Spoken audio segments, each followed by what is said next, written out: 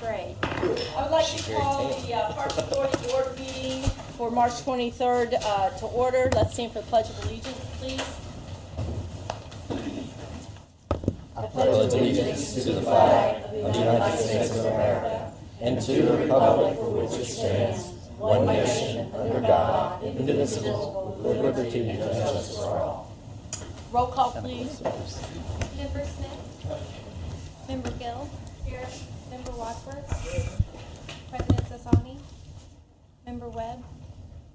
Member Sellers? Present. Member Julius? Here. Member Owen? Here. Member Samuel? Right here. Let the record show that 7 members are present, 2 are absent. Approval of the agenda. Here, awesome.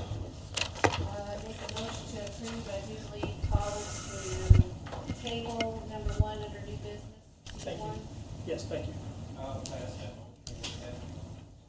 Okay, I have a motion and a second to pass the agenda with the removal of number 1 under new business. Are there any other questions or comments?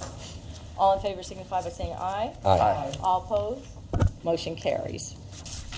Approval of minutes from February 23rd. Motion to approve. I'll second. I have a motion and a second to approve the minutes for Monday, February 23rd. Are there any questions, comments? All in favor signify by saying aye. Aye. All opposed? Motion carries. Make a motion to approve March 16th. minutes. I'll second. I have a motion and a second to approve March 16th minutes. Any questions or comments? All in favor signify by saying aye. Aye. All opposed? Motion carries. Approval of claims.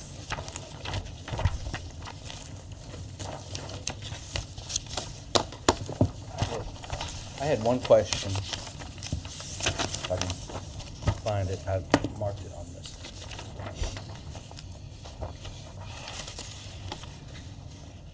On page 2 of 4, under River Stage,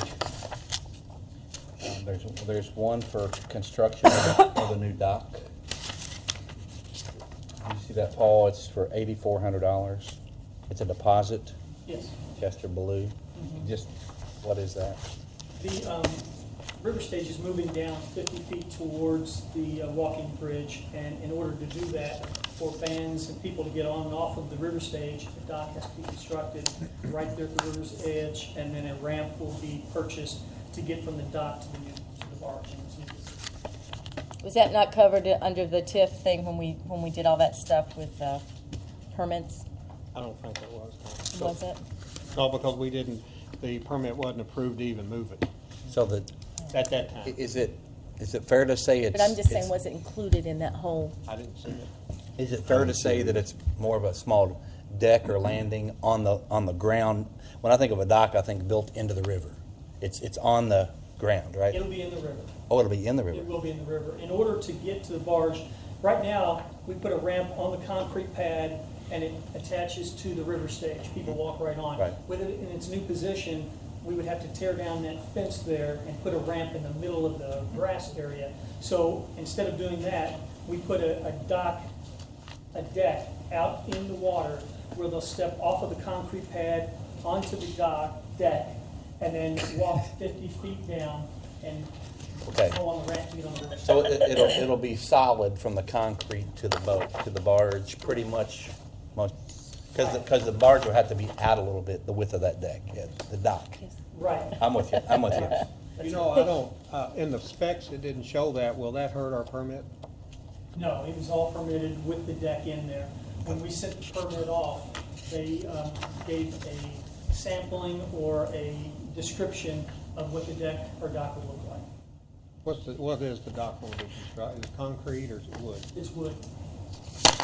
We will have a steel pile at the end of it to protect the river stage from hitting the dock, but during high water, we'll have the same issue we have with the marina, where logs, trees, whatever will float to the top of it. It'd be better to have the concrete going down to the Paul, I center. see all of the water bills are in here. Did you check into metering some of the bigger parks?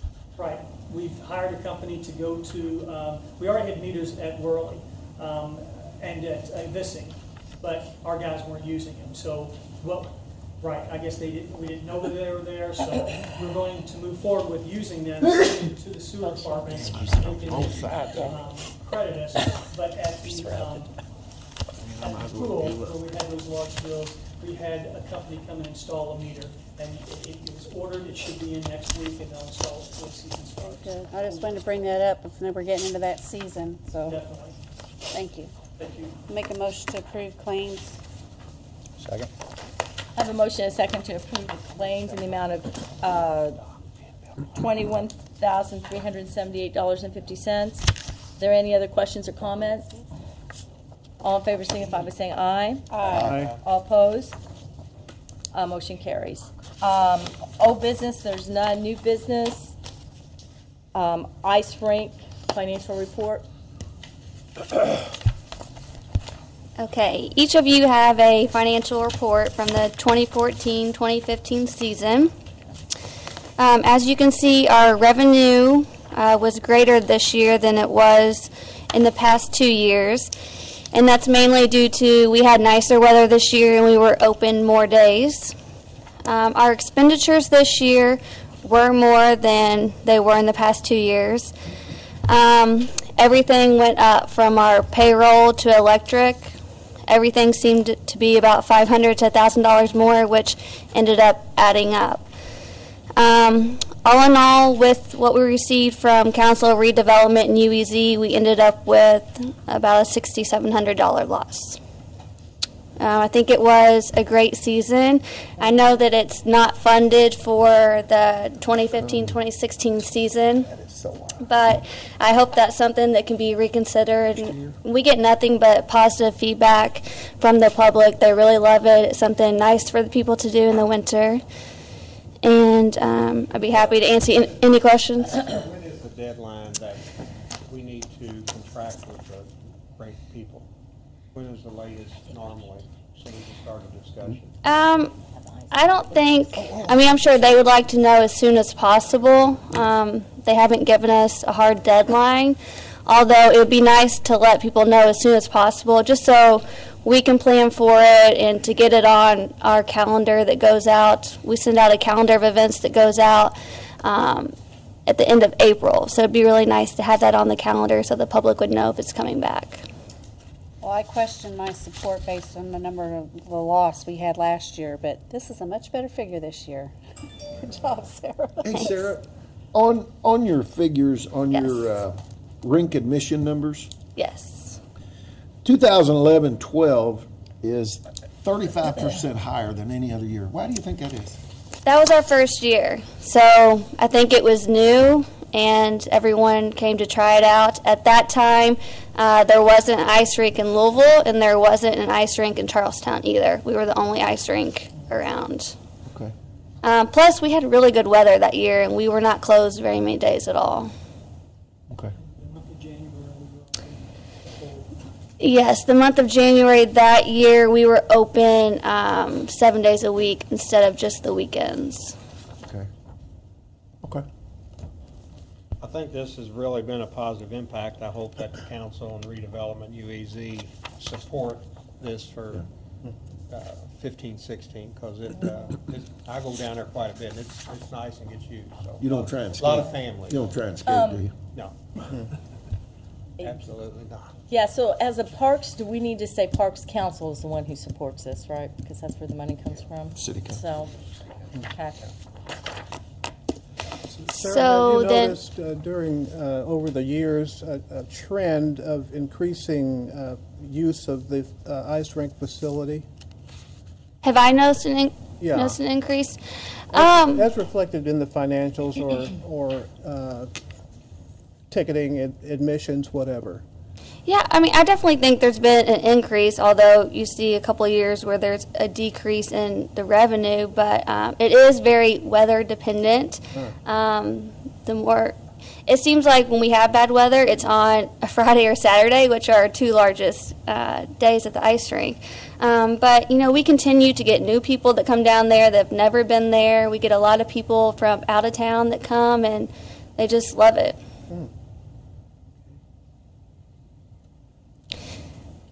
I have a comment. We had just contracted with gentleman to help get sponsorships. Paul, do you work with him, or can you encourage him to maybe target, Yeah. or Sarah, target this to try to Yeah, help? the ice rink is definitely going to be included and will have its own package for sponsorships. Great. Thank you. Any other questions for Sarah? All right. So then would I need to take this to city council for funding for this year? Or what should our next steps be? I think you do, Yeah. yes. Okay. All right, thank you. Well, Thank you. and Sarah? Yeah. let me ask you a question. She wouldn't necessarily need to come if we had it on the agenda since she's given us all the info, would she? I mean, I support Only if she it, feels she so- needs to argue her I case. was just wondering if we need to look at this with the finance committee first, or just to go over all the numbers, because I can't remember what we had in the budget. It was just, we I- gave the 25,000, that's all we gave. I think it's in the budget. It's, Okay. It's not. We it's, pulled it. it's not, we pulled it. Oh, okay. We have to put it back in. Well, then we need to go to finance committee. Discuss it, but I just have a positive or. Oh, I do too. I like the results this year. Can you get that on the finance committee meeting? Yes. That'd be great. Has there been any discussion of moving the ice rink to closer to the bridge, or? There was at one time, and I believe that the mayor had a meeting with the downtown merchants last year, and they did not want to see it move. They wanted to see it stay on Spring. I think it would be a very positive thing to move it to Big Four Station. I think we would attract a lot more people, be a lot more visible there.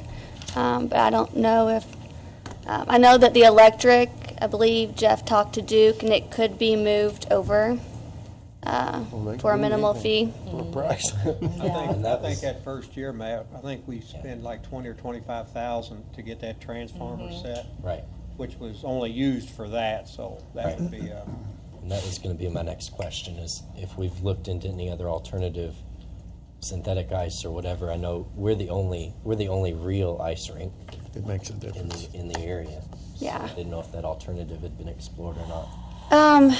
I have the not looked purchase of them. into pricing, but I did visit one of the local ice rinks that has a synthetic ice, and it really just does not have the feel or atmosphere that we have. I think that's what sets us apart, and I would hope that we would stay with the real ice. When I had some friends who went to Louisville to the synthetic, and they said it was not good Yeah. to skate on.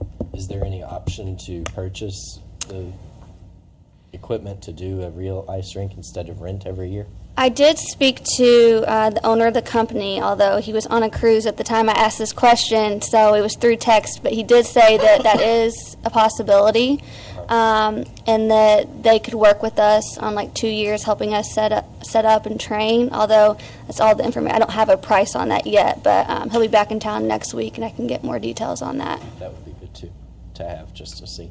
Yeah. Okay, anything else? Okay, thank you, Sarah. You're welcome. Well, you might need to, the River Stage Jeff Goes Country, you're up again. Oh, okay. So I think there was a contract sent out last week, and it's for our Jeff Goes Country event this year. We put in an offer for Maddie and Tay.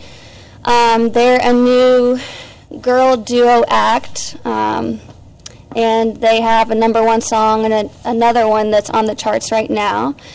And that's the contract you have in front of you. And if you have any questions, hopefully I can answer them. I do. This is one of the more one-sided contracts I've ever seen. Are they just telling us that we have to sign this or they're not going to play? I mean, I used to be a musician. I used to perform. Yeah. And my God, if I could have gotten terms like this, I would have been a happy camper. Yeah. This is a national act, so they are part of a booking agency in Nashville. So this booking agency puts together this contract. It's pretty much standard for all contracts with this agency. And we have used this agency in the past, which would have been similar to this contract. Well, what do they tell you? Take it or leave it? Is that their position on this contract, or are they willing to negotiate at all? There are certain things that they're willing to negotiate, such as things in the rider, such as production equipment that we provide, hospitality, things like that. Some things are not negotiable. No alcohol, right, Sarah? They're under 21, so they're not, yes, no alcohol for them. But they want them 4 Kit Kats. They want those for Kit Kats. I have one. Yeah. Okay. I tried to get your call. Oh, sorry. And I was curious too. I understand, because I think we've done this before. You've been through this before in years past, where they are one-sided. One thing that I always say though, on Ryder, when it talks about choice of law form, when it talks about if there is some sort of legal action due to breach of contract, whatnot, this says that the parties agree that the state of Tennessee shall have a forum for any legal disputes, and that Tennessee law will govern this. And that's one thing that I would ask to see if that could be changed in Indiana. Okay. Obviously they're going to be performing here in Indiana. So Right. to me, should be, if in fact there is legal action, we always want to get that's where it takes place. Right. It's time to go through this with like engineering consultants and whatnot from out of state that do work here on different projects. I look at sometimes in their standard contracts, they always have choice of law, whatever state they're incorporated, but we always get them to change that to Indiana. So Okay. that'd be one thing. And then to back Tony up, I mean, there is like a lot of kind of like one-sided provision. I know if there's a clause in there in the rider that talks about the show, basically that the band has full judgment and discretion on whether the weather's too bad for them to perform. They can cancel if they want. But then it said they also get paid the full price if they cancel because of the weather. I mean, there's little provisions like that. It may never happen. I just need to point that out. There are one-sided provisions. Basically that we're indemnifying, basically, full indemnification to the band for anything that may happen on stage that they do. Basically, they cite the fans if there's theoretically a riot or people getting fights, and we indemnify the band, they're not going to be held liable for anything. 100% liability. It's got to point that. I mean, those are important points, and I understand they may not want to negotiate on some. But I think definitely at a minimum, the choice of law form should be Indiana. Okay. Should that be something you talk to them about? But you see, and that's part of the thing. I've never talked to these people, and I just got this one we talked to, and then is time of the essence? I mean, it says they're not, that the performance looks like it's August 1st. Right. Is there a time frame when they say all this needs to be finalized? In this contract, we have to, I think it was 30 days. First payment. Yeah, the first payment. 30 days. Yeah. Well, I mean, but is there a time frame when they say you have to have the contract approved, or else you're going to do it? Yeah, that's what you're saying. Yeah. We have a I mean, do deadline. we have time to negotiate this? I mean, I understand not to negotiate every point, it's up to them, but like that one clause, So it looks like it's March 12th. It's dated March 12th, so we have 30 days from March 12th. Well, that, no, I think it says after For- the contract's approved, you have 30 days to make your first payment. I think No, it's it was 30 days. Prior to the event. Yeah, so it would be July 1st. Who did you contact, Sarah, to get this? Did you give that information to Scott? Have them call them or email them or whatever? Yep. It would be the booking agency. William Morrison is who. And then I have another question that I called about, like these technical requirements which are attached to the rider.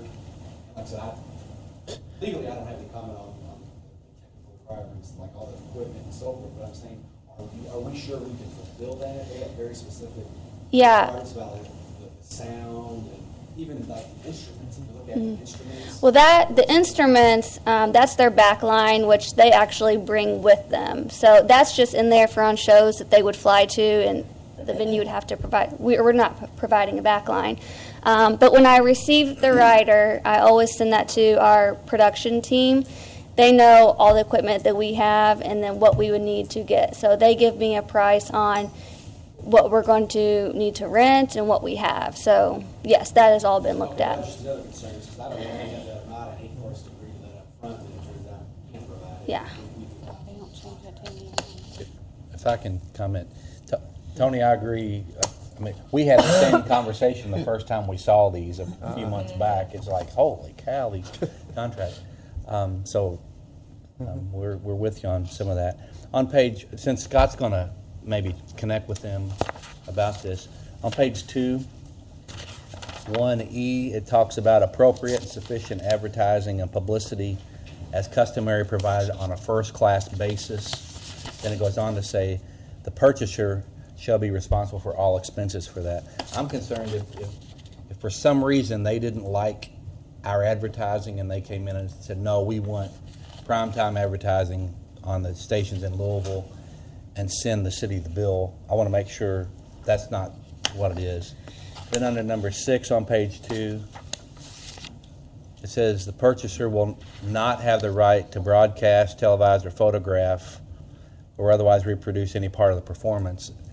I think we should say the city can use it on their website or maybe photos or something, because we put River State, we put photos of that on, so we don't want to get sued for that. Well, they also put photos on the Facebook page, because they did it last year. And then number 7, right below it, I think this is just a template form for them contract. It talks about, except for local press, they're getting a reasonable number, any free admissions will be subject to their approval. And the whole thing is free. And so it's not it's not a, I don't, and I mentioned this to Sarah and to Paul, but I don't think they'd have any issue with that. But if we don't need to put that in the contract if you're going to talk to them. So those are just a couple comments that I had about it. I think a lot of this, especially with the marketing, that pertains to like if they're going to be across the river at whatever the Cardinals, where they have to fill it up and they have to have so many people in there to make money. That's not the case here. Sure. Because we're just paying them. I agree. So that advertisement is not going to be the same thing because they're going to get paid no matter who shows up and everything's going to be covered. I think these are all good points, but I think Scott ought to be the one to talk to him about that, because if they start talking law with you, I'm not sure, but Scott might be a little more prepared for that. Yeah. Well, there's one thing about it, though. If you get a lawyer involved over here, they're going to bring theirs in. And that Well, could get kind of dicey. Yeah, but we have to sign it, so our attorney needs to be the one to deal with them. Yeah. Okay. And they might have these may be I'm sure. questions that Sure. they're hit with all the time. Probably used to it. Paul, this is going to be going after for sponsorships heavily.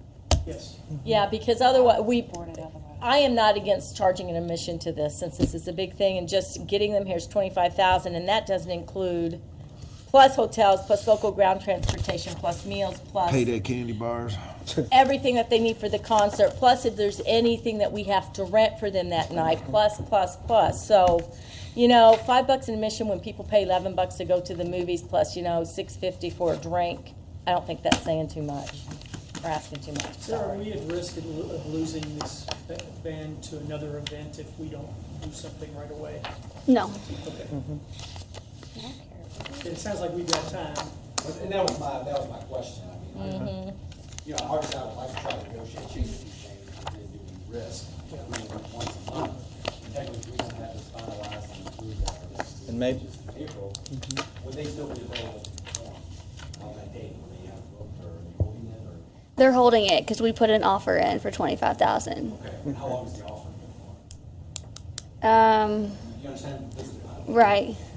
Frank, we'd like to negotiate this, but at the same time, we don't lose them for that. Well, if you're going to make contact with this production company, if you get things ironed out, we can set a special parks meeting 30 minutes before our council meeting, in April, and just approve the contract in 2 weeks, if that's okay with everyone. I assume we could. Yes. I'll contact the booking agency and ask who you should speak with there and get you their contact tomorrow. I think on the contract, there's a general phone number, but I like Right. Oh, man. Okay.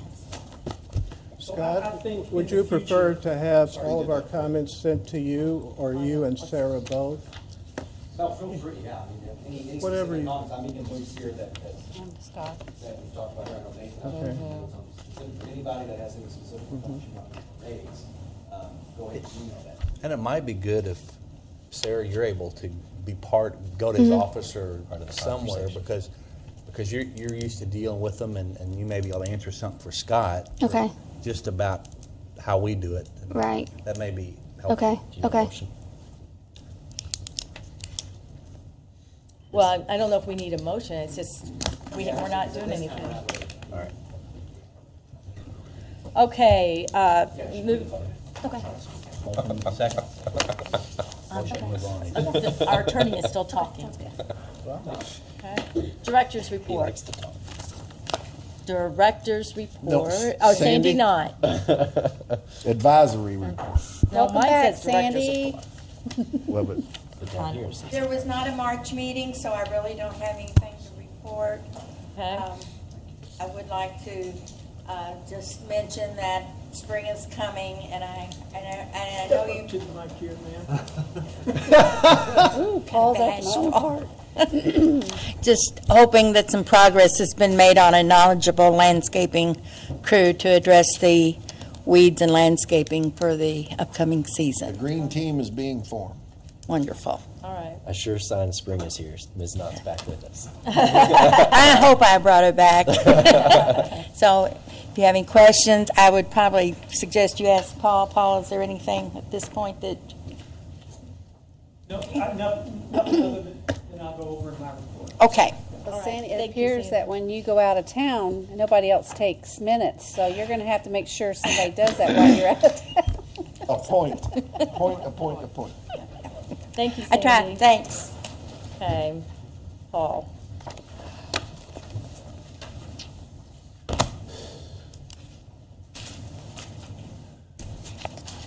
Thank you. Just want to go over a few things that we've got going on in the Parks Department and answer any questions you might have. First of all, the contract with the crew that's going to be painting the overlook and all of the fencing and light poles and bollards have started. Their first part is to sand down all of the old metal, not all the way down to raw, but to sand away all the imperfections and crud, for lack of a better term, and get it ready for painting. The painting, or the temperatures need to be in the 50s to paint, and it has been consistently in the 50s for the past week, but as soon as they get it scraped and cleaned up, then they'll start the painting project down there. And that should be, it definitely will be finished up before our first concert.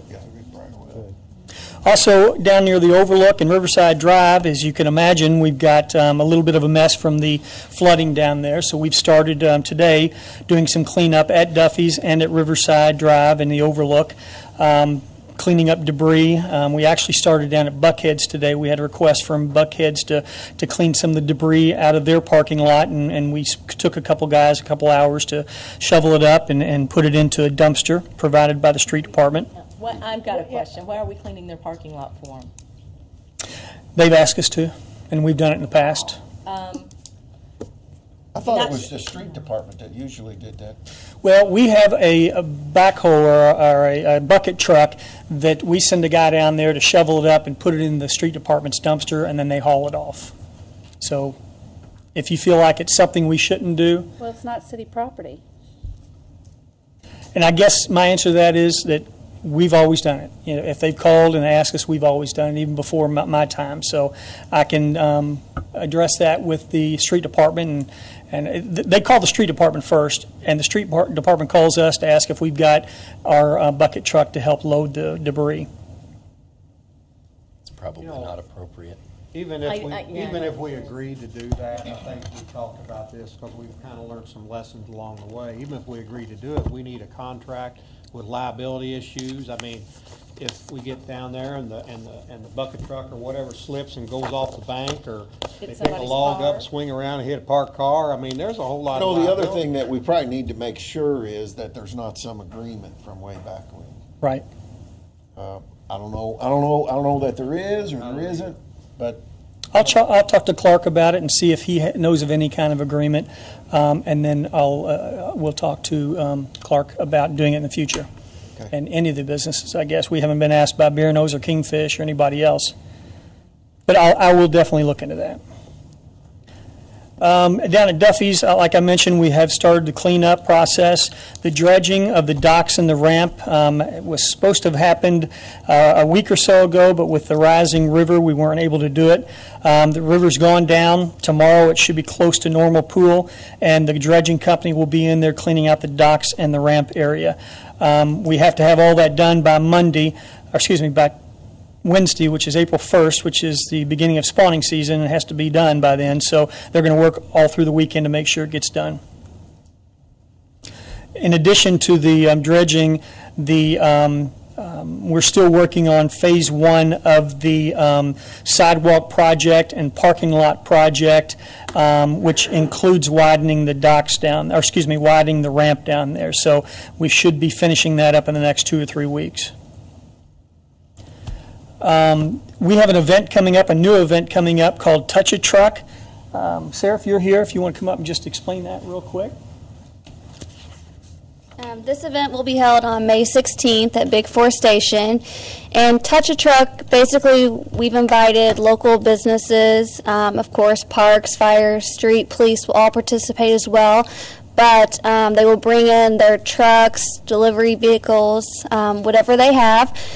The community has a chance to meet the people that protect, serve our community, and the kids get the opportunity to climb in the vehicles and learn about what they do. And then we'll also have inflatables, face painting, and some activities for the kids as well, and some food trucks, and that will be a free event. So is this, is it city trucks and like FedEx trucks or UPS, just whoever wants to participate? Yes. I know we volunteered to do it with at least one truck. Do you know where they're going to park these, or? We're going to park the trucks on Mulberry. On Mulberry. Yes. Shut down Mulberry. Do you have a time? That is from 11 to 2. And the ones that aren't city-owned vehicles, they'll have a representative from their company there to help the kids on and off. Yes. And we have discussed this with our insurance company. Saturday. And then if they're, I mean, do you have is this set, or do you still have time for interested parties to apply to participate, or? Yeah, absolutely. I have an application. I'm still sending out anytime I think of a new business that might participate. So if you know of anyone, please let me know, and I'll send them an application. Sounds good. Thanks. Thank you. We have, by request by a concerned party, decided to add some color to the Vissing Park riparian zone. Ms. Gill requested that. So we've ordered about 800 plantings to add color to Vissing Park's riparian zone, and the color will be staggered to where different types of the year will have different types of plants blooming. We're going to do that planting on April 8th. I'm working with City Pride and the Parks Department employees and Red Wing Environmental, who's helped us with the identification of the plants that would work best in that zone. And so anyway, April 8th, around 9 o'clock in the morning, we're going to be doing a mass planting up at Vissing Park. And I just brought this along in case anybody want to know what a riparian zone is. It's a narrow strip of land bordering lakes, rivers, and other bodies of water. Because of its proximity to water, the soil in riparian zones is exceptionally moist, attracting special vegetation that can be found only in these zones. Although they often extend only a short distance from water, riparian zones are important for several reasons. We talked briefly about city partnership, and that is our contract employer that we've hired, and we've met with him several times. I want to let you know that we met with Ed Z to work out some of the details that we were talking about at our last meeting. So I think everything's in place for the most part to move forward with that partnership. At the Aquatic Center, we just spent some money to replace bulbs, lenses, and ballasts in several lights that were out in the parking lot and in the back area of the pool deck, where they were either shot out with BB guns or guns or thrown out with rocks. We had several of them out, and those have been replaced. They're on a timer, so they'll go off at a certain time at night. They're not a 24-hour light. And then also we are replacing some desks and chairs in the office. I think they've got the original desks and chairs that were there when it was built 11 or so years ago. And due to moisture and other things, they've started to fall apart. So we're redoing the office for the employees and the break area. Also another project that was recommended by a local council person, the railing at Warder Park. On the east side of the park is being installed later this week. It's to assist anybody walking up those steps, but mainly for the elderly and handicapped that go to the concerts in Warder Park.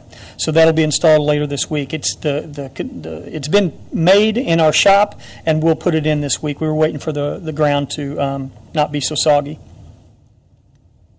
Thank you. You're welcome. And then second to last thing, out at Inman Park, we built the shelter out there, and I talked to Jeff Johnson, and he is moving forward on putting electric at that shelter. So I know a couple of you were interested in that, and it can be done, but Jeff is very busy working on river stage things and some lights and some other things. So he asked me to That is inform fine, as long that as it could it's be in the done middle of before summer. August National Night Out. There you go. I'll He's have to run a thinking June, generator. so we'll make sure, and I'll put a note here by August. Thank you. You're welcome. And then the last thing I have is down at the field house, we were approached by a company called NextGen Paranormal Research. They're ghost hunters, and they have heard rumors about ghosts in the Nahan field house. And at no charge to us and no charge to anybody, they're coming in and doing some research. And they're actually just going to stay overnight with all their equipment and see if they can find any ghosts in the field That house. will get us on the map, because people have to flock to where they've had their paranormal investigation. So, yes. So that'll happen. That'll happen. Find out if it's on. I didn't know we had activity. Have you guys had experiences? Well, let me just say this.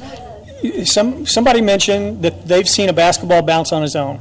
Now, that could be anything. It could be somebody dropping it from the balcony and then somebody looking over. Someone else noticed that when they've been in the gym, the restroom is flushed on its own. Now, if you're a plumber, that might happen. There might be a legitimate reason why a commode flushes on its own, but it's happened a few times. And then just recently, some people who were playing basketball in there heard a door close in the hallway ramp going up. Now, that could be wind. Somebody opened the front door, the wind pulled it.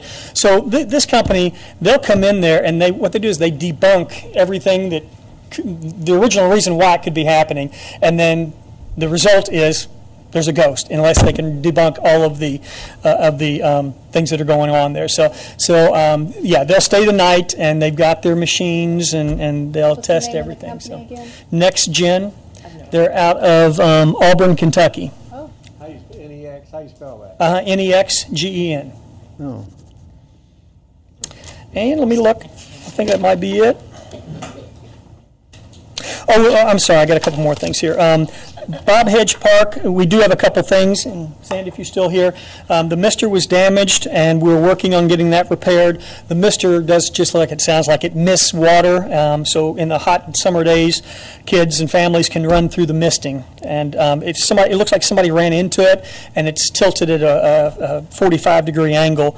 And we're looking at repairing that, and we should be able to repair that in the next week or so.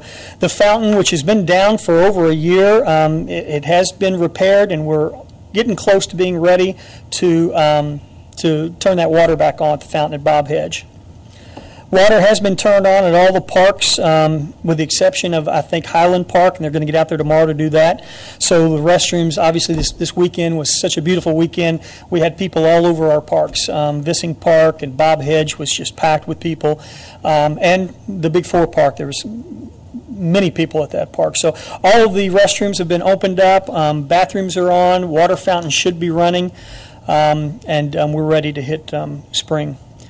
And then one last thing, at the Little League, we're making some improvements at the old press box at the junior field, which is Shannon Memorial Park. The floor was starting to rot away, and the restrooms were in poor shape. They've probably been the same restrooms for 30 or 40 years. They're very old, and it's time for a remodel of that building. So we've replaced some floor joists and some subfloor, and we're currently looking at getting some commodes and urinals in those restrooms. And then they're in the process of cleaning up fields for the Little League season, which opens in 2 weeks. And that's all. Thank you. Paul, before you Yes. go, do we still need to have a small group, a couple of us, meet with security pros about the cameras in all the parks and kind of take an inventory of what all we have? And Yes, we do. Yeah, I talked to Ed Z about it a couple weeks ago. I think he said we'd talk about when he got back from his vacation, but yeah, I'd like to do that. Ed wants to be a part of that, and anybody else that wants to be a part of Well, I that. had a conversation with the new chief, and also Major Lynch wants to be involved in that because Good. we talked about the police monitoring and all that. So they want to be involved in all that too. Okay, good. We'll bring all the concerned parties together for a meeting. Thank you. Scott, do you have anything? Okay, we have some public comments. First one is Marty Haley. If you don't mind stepping up and give your address for the name and address for the record, please. All right, my name's Marty Haley. Live at 1 River Point Plaza, number 503. I'll try to keep this brief. Very amateurish here at this is my first board meeting or anything of any kind of city organization. May not even be at the right one, but I heard there was one tonight, so here I am. Basically, my concerns are these the beer gardens that the restaurants and stuff set up in their parking lot around the harbors. Apparently, I hear we're moving debris out of these. So there's a little confusion as who actually has authority over these parking lots.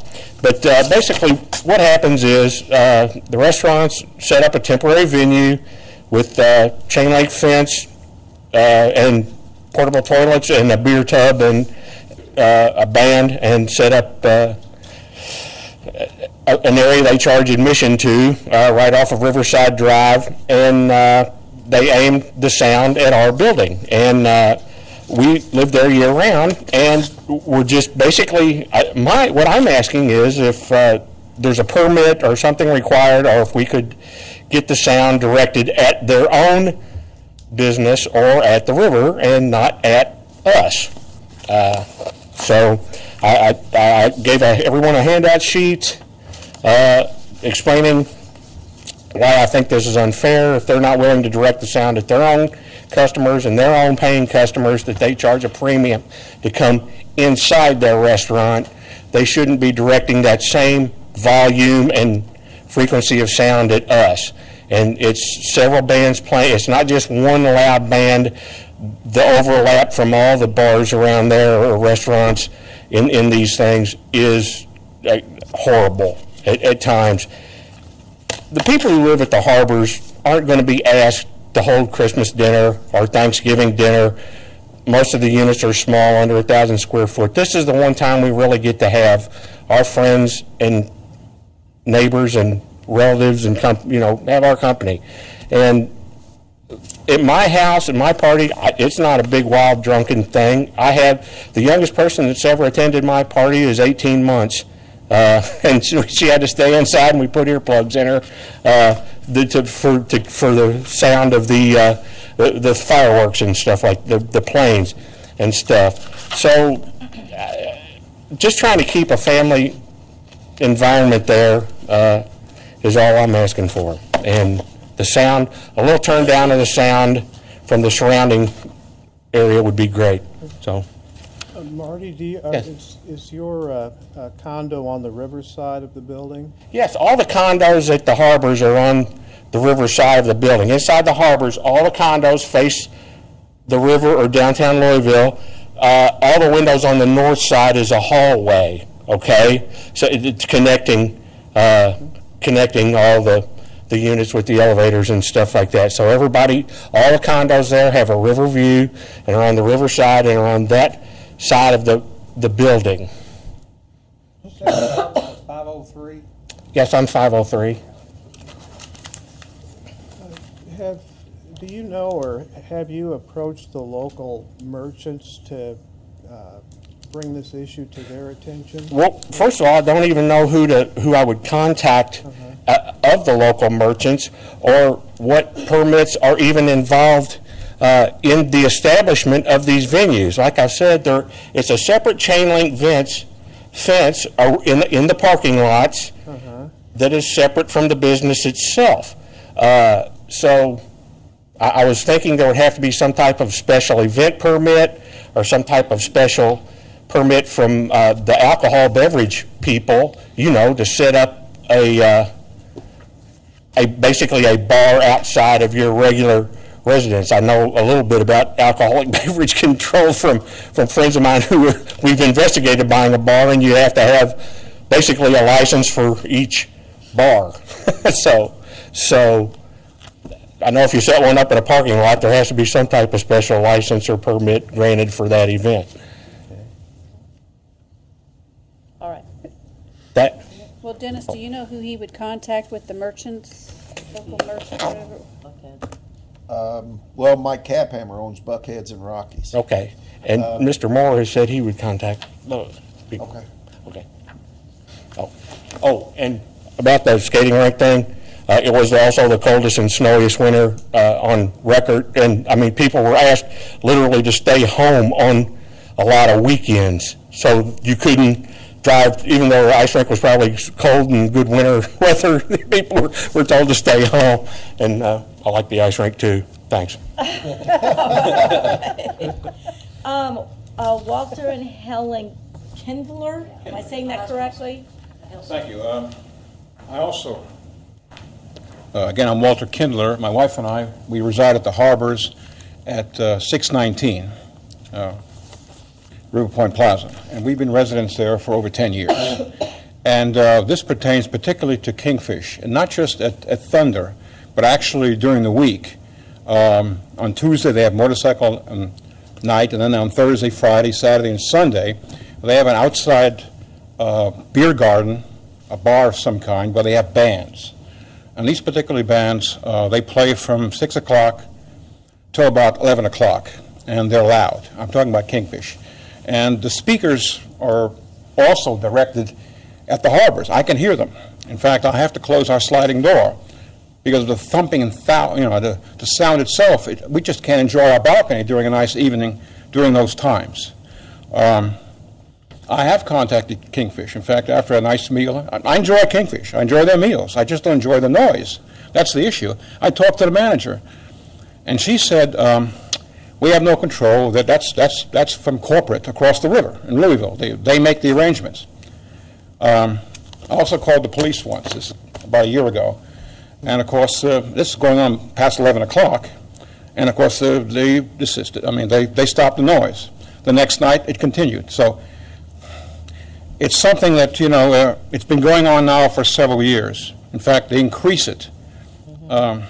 Motorcycle night is particularly annoying because they can't control the motorcycles. But the fact is that they invite them creates all that noise, because when they come in and when they take off, especially 10:30, I know there's a noise ordinance. I don't expect noise during thunder control. I mean, we get jets, we get planes, we get the fireworks. I mean, I have little expectations of that, although I would appreciate if they directed more within their facilities. But this is during the week, during the spring, summer, and fall. And I'm not sure I got in this Parks Department, but you are all council people. If you could help me out. Again, I've tried the police, I've tried the manager twice. I've phoned and then I've contacted in person, and they don't seem to take it seriously. You know, one thing that just sitting here thinking, and Connie and I have talked just briefly prior to the meeting, but there is a noise ordinance in Jeffersonville. I know that. And it would be enforced by the police. However, the noise ordinance would go through planning and zoning.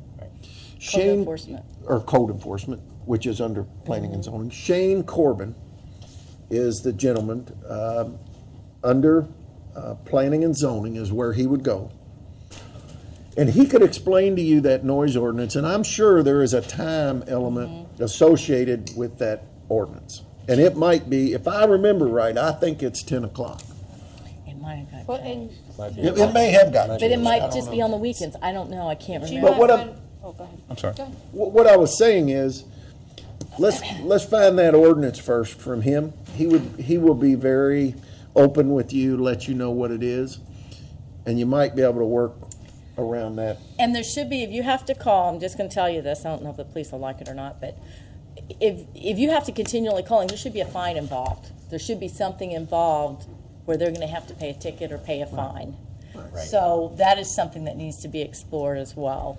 I want to get along with Kingfish. Sure. I enjoy the restaurant. Well, but it might be a fact I where can't, the Shane noise could is go annoying. down there and say, hey, Yeah. look, we're going to enforce this noise ordinance, and whatever it entails, lay the law down to them prior to their season, And then before they get into their bookings of bands and whatever, they know what the ordinance is gonna be, what that's gonna look like. Should I contact Shane- planning and zoning, or should I Shane contact? Corbin with Planning and Zoning. Could you give me that, they're on the web page, is that? I've got a number here. Okay, well, I'll get it after the meeting. I'll No get it no for sense you.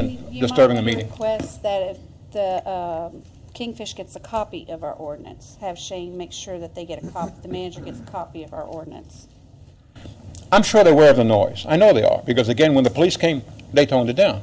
They knew that. They have an issue with it. They know it. Especially bike night. They know it.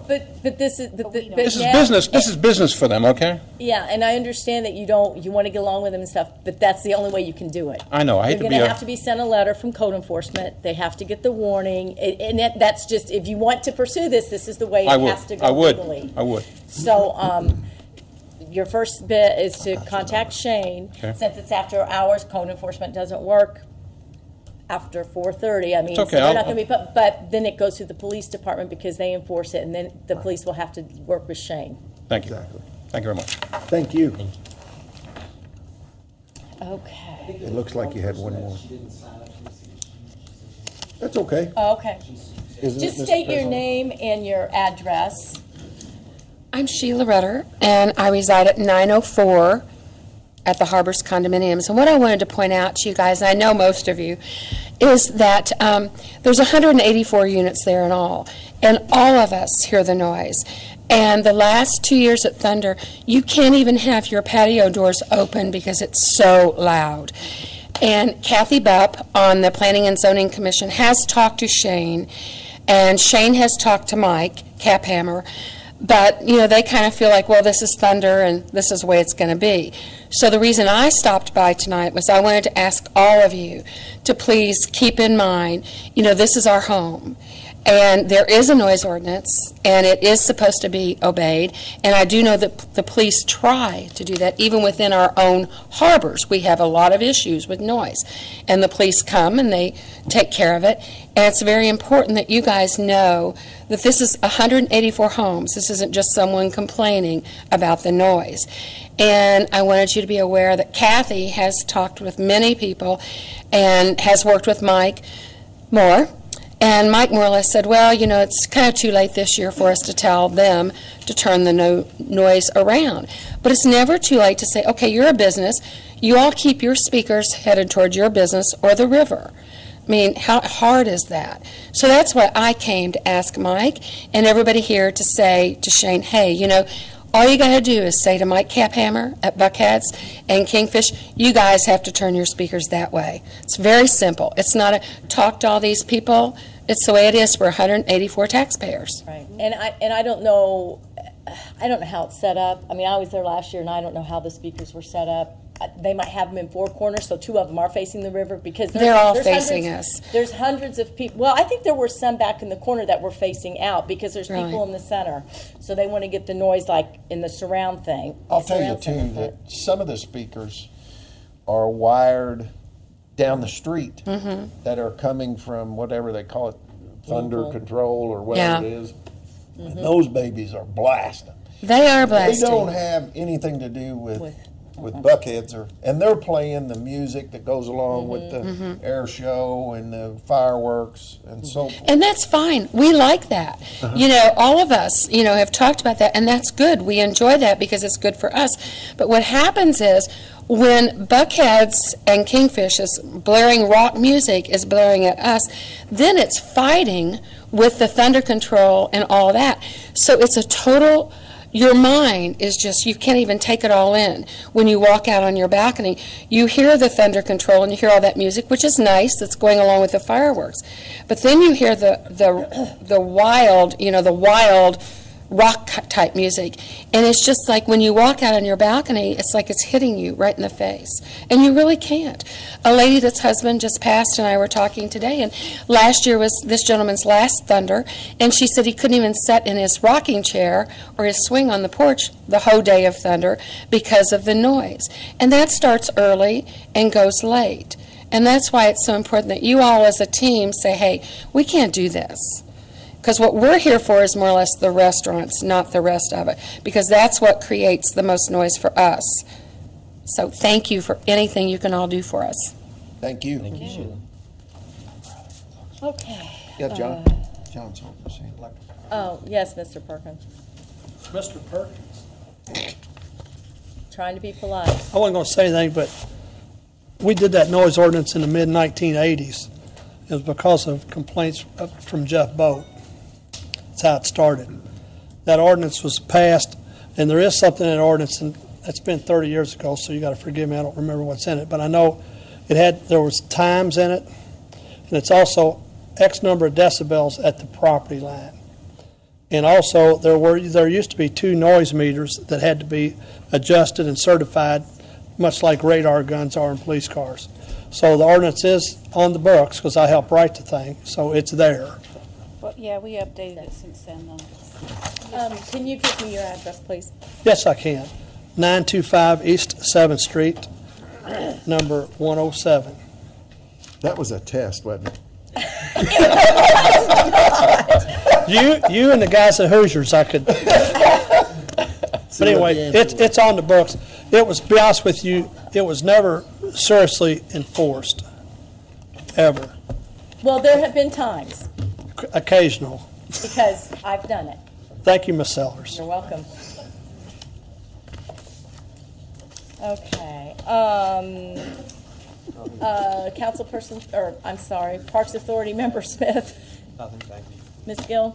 I just wanted to thank Paul, and I just wanted to bring up that the reason why we asked for some color and some more plantings in the riparian zone is because when the weather's nice, I go out to Visiting Park and I just walk around the crowd and ask how you enjoying the park, or is there anything that you like or you don't like, and the complaint is, when are they going to cut in here? Why do they leave that? Why don't they ever do anything with that? It's just weeds. So that was, and thanks for the outlet. That's all I had. Councilperson, Parks Authority Member Wadsworth? I have no comments. I had one to you, Paul. You and I spoke last fall about the park in Claysburg, that it needed some electrical, Lansdowne Park, and we had some sinkholes in there, and how are we doing on that? We're taking care of the sinkholes. Now, the electrical issue was for the event out there. There's plenty of electric out there. What they wanted to do is, what the participants wanted to do is plug into the light posts out there. Right. And Jeff Johnson has told us they cannot do that. It will shut down the lighting in all the parks. So I plan to go out before the next meeting and discuss, or before the next event at Lansdowne, and explain there's electric in the back. They just need to reconfigure the layout there. Okay. There are also some dead trees. We've taken out about half of them, and once they start to bloom, we'll know the other ones are dead too. Okay. So we'll start pulling them. We need to give it some attention. Yeah, and We the really gazebo, I was just out there last week. There was a hole in the floor and some other missing parts on the railing, and we'll put that on our list. Yeah, thanks. Mr. Owen? Just on the tail end of Ms. Gill's comments about the riparian zone, is there a way we could put maybe along the trails that go, through that riparian zone, an information signage or whatever, what have you, to explain, this is mandated by the EPA or protected by the Corps, I don't remember which. And Yes, sir. As a matter of fact, we had talked about signage in Visiting Park well over a year ago. Right, that was my next Over question. 2 years now.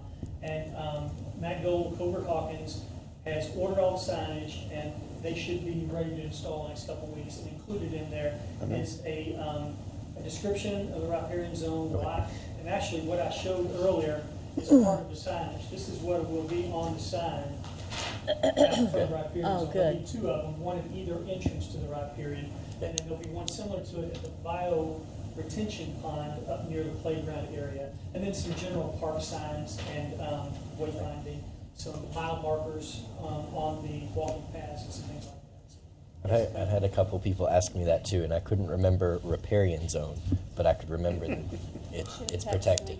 Well, I get a lot of should have, I'm comments too, sorry. when you're gonna cut that mess there, this Right. park. No, nothing further. Meant to be there. Yeah. No comments? Nothing? Okay. No further comment? Motion to adjourn. Motion to adjourn.